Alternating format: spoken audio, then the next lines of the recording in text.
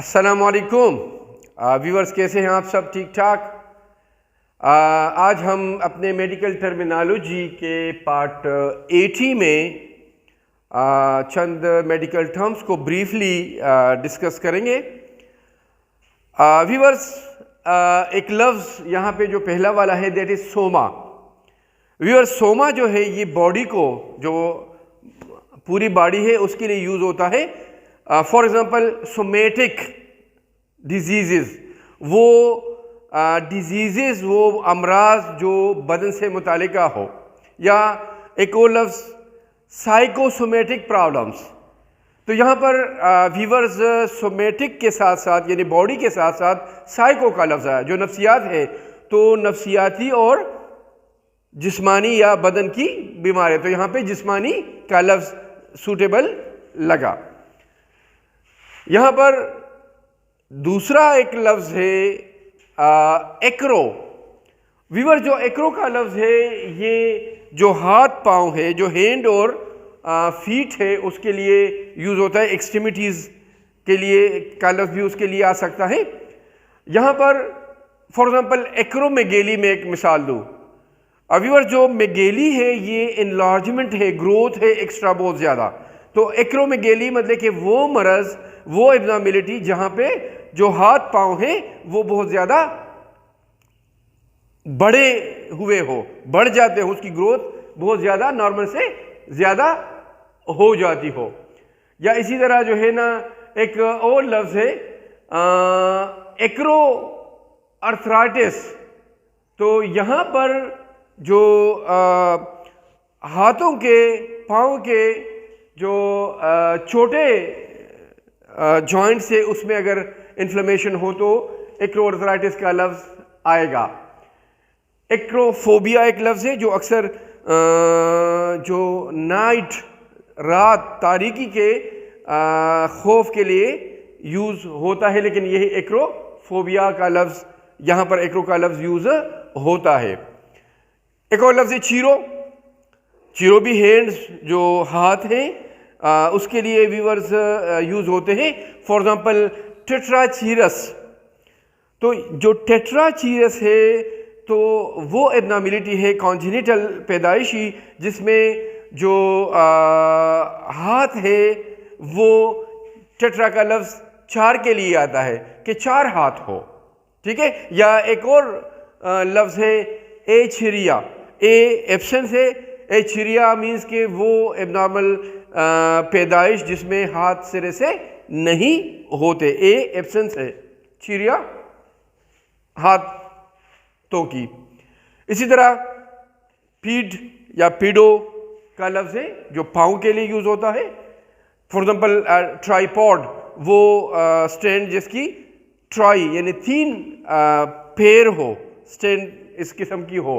इसी तरह पोडो अर्थराइटिस, तो वही अर्थराइटिस है वीवर्स, इन्फ्लेमेशन ऑफ जॉइंट्स है, लेकिन अगर पोडो अर्थराइटिस का लफ्ज़ आया तो वीवर्स जो हाथ है, जो छोटे जॉइंट्स है, उसके जो टार्सल्स और मेटाटार्सल्स भी कहलाते हैं, वहाँ पे उन छोटे जॉइंट्स में अगर इन्फ्लेमेशन हो तो ये पोडो अर्थराइटिस का लफ्ज़ यूज़ होगा। डेक्टाइल है एक लफ्ज़।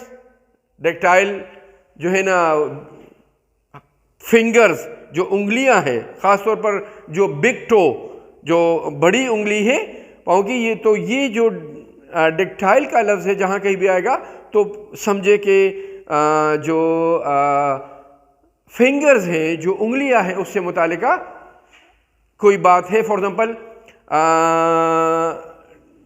एक लफ्ज़ अगर मैं कहूँगा डेक्टाइलाइटिस, तो क्या है? Inflammation of fingers. ओके। एक और लफ्ज़ है मायरिंज, मायरिन या मायरिंज।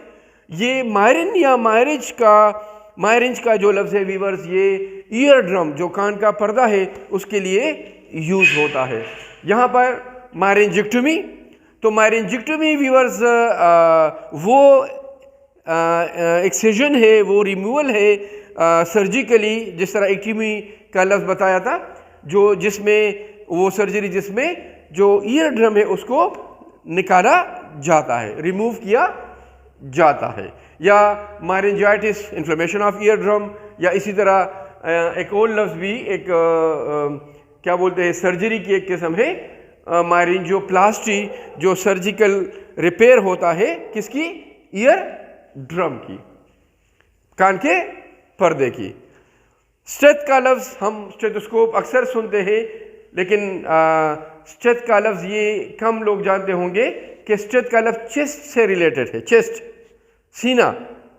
फॉर एग्जाम्पल स्टेथोस्कोप वो स्कोप है जिसके ज़रिए हम चेस्ट के अंदर जो लंग्स है या उनके जो साउंड्स है वो सुनते हैं वाज़ेह तौर पर। उसकी वजह से इसके ज़रिए हमें वो जो साउंड्स है जो वैसे जो हम नहीं सुन सकते, सुन नहीं पाते, वो इसकी बदौलत, इस स्टेथोस्कोप की बदौलत उसको सुन सकते हैं।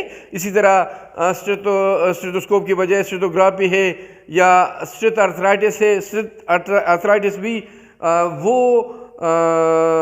इन्फ्लेमेशन है सीने की नहीं है, सीने के अंदर जितने भी जो फॉर एग्जांपल एओर्टा है या इस किस्म की जो आर्टरीज है, इनकी अगर इन्फ्लेमेशन हो तो उसके लिए ये जो स्टेथ आर्थराइटिस का लफ्ज़ है ये यूज़ होता, एओर्टा वगैरह के लिए ख़ास तौर पर इसकी इन्फ्लेमेशन के लिए ये यूज़ हो सकता है। व्यूअर्स, एंड्रो मीन्स मेल, ठीक है, मेल से मुताल्लिक़ फॉर एग्जाम्पल एंड्रोलॉजी, ठीक है ना, या एंड्रोफोबिया जो मेल से खौफ होता है, ठीक है। तो इस किस्म की अल्फाज से ये जो एंड्रो का लफ्ज़ है ये वाज़े हो सकता है। इसी तरह गायनी, आप लोगों को पता है, ये तो सिंपल सा है कि गायनेकोलॉजिस्ट, ठीक है ना, गायनेकोलॉजी मतलब कि फीमेल, वमन, गायनी मीन वमन, और औरतों से मुतालिका जो नॉलेज है गायनेकोलॉजी, या जो वो नॉलेज रखने वाली है गायनेकोलॉजिस्ट। तो ये जो गायनी का लफ्ज़ है, जिस तरह andro male, gyne women, female.